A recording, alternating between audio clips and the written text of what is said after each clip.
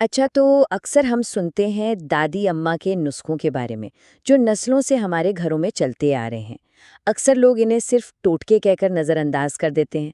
लेकिन सवाल ये है कि क्या ये वाकई सिर्फ टोटके हैं या उनके पीछे सदियों का तजर्बा और हिकमत छुपी हुई है। चलें आज इसी खजाने को ज़रा करीब से देखते हैं।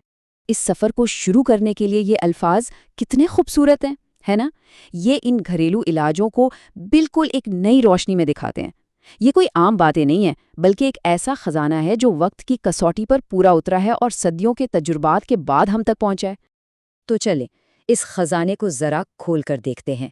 कोशिश करते हैं कि इसे एक मुनज़्ज़म, साइंसी और हाँ, महफूज अंदाज में तरतीब दें, ताकि ये आने वाली नस्लों तक भी अपनी असली शक्ल में पहुंच सके।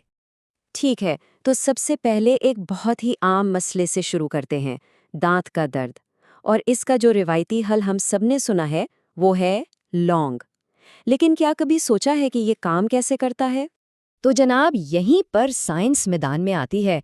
देखें, लौंग में एक कुदरती कंपाउंड होता है जिसे कहते हैं यूजीनॉल। ये एक तरह का कुदरती पेन किलर और एंटीसेप्टिक है।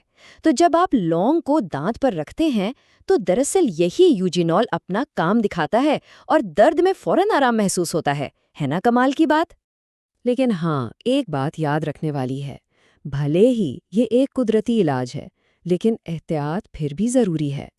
लौंग का बहुत ज़्यादा इस्तेमाल मसूड़ों में जलन पैदा कर सकता है, तो हर चीज़ की तरह यहाँ भी एहतिदाल ही सबसे बेहतर है। चलें, अब दांतों से दिमाग की तरफ आते हैं। दिमागी ताकत बढ़ाने के लिए अक्सर एक चीज़ का जिक्र सुनने को मिलता है, और वो है अखरोट। देखते हैं इसके पीछे क्या राज है। साइंसी तौर पर अगर देखें तो अखरोट ओमेगा 3 फैटी एसिड्स से भरपूर होते हैं, जो हमारे दिमागी खुलियों की सेहत के लिए बहुत ज़रूरी हैं। तो इस रिवायती मशवरे के पीछे एक ठोस साइंसी वजह मौजूद है। लेकिन इसमें एक और भी दिलचस्प बात है। ज़रा अखरोट की शक्ल पर गौर करें। बिल्कुल इंसानी दिमाग जैसी लगती है ना? ऐसा लगता है जैसे कुदरत खुद हमें एक इशारा दे रही हो। अच्छा, अब बात करते हैं जिस्म के डिफेंस सिस्टम की, यानी क़ुव्वत मुदाफ़ियत की। और इसके लिए जो चीज़ हमारे बुजुर्ग तजवीज़ करते आए हैं, वो है लहसुन। साइंस हमें बताती है कि लहसुन में कुदरती तौर पर एंटी बैक्टीरियल और एंटी वायरल खुसूसियात होती हैं। मतलब ये इन्फेक्शंस के खिलाफ एक मौसर हथियार है। लेकिन उसके लिए जो इस्तिआरा इस्तेमाल हुआ है वो बहुत ही ज़बरदस्त है। लहसुन जिस्म के दरवाजे का पहरेदार है। ये सिर्फ एक जुमला नहीं, बल्कि इसके काम करने के तरीके को याद रखने का एक बेहतरीन तरीका भी है। अब तक हमने इन नुस्खों के फ़ायदे देखे, लेकिन अब एक बहुत बहुत ज़रूरी पहलू पर बात करते हैं, और वो है उनका जिम्मेदाराना इस्तेमाल। याद रखें, साइंस और एहतियात को हमेशा साथ साथ चलना चाहिए। ये 3 बातें जहन में रखना बेहद ज़रूरी हैं।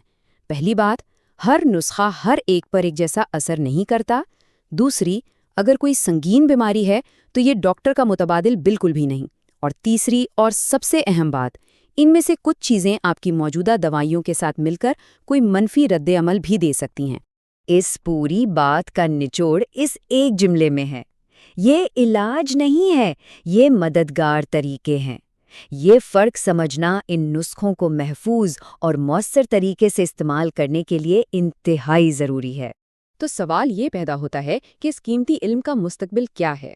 हम इसे कैसे महफूज करें कि इसकी असल रूह भी बाकी रहे और ये आज के दौर के तकाज़ों पर भी पूरा उतरे?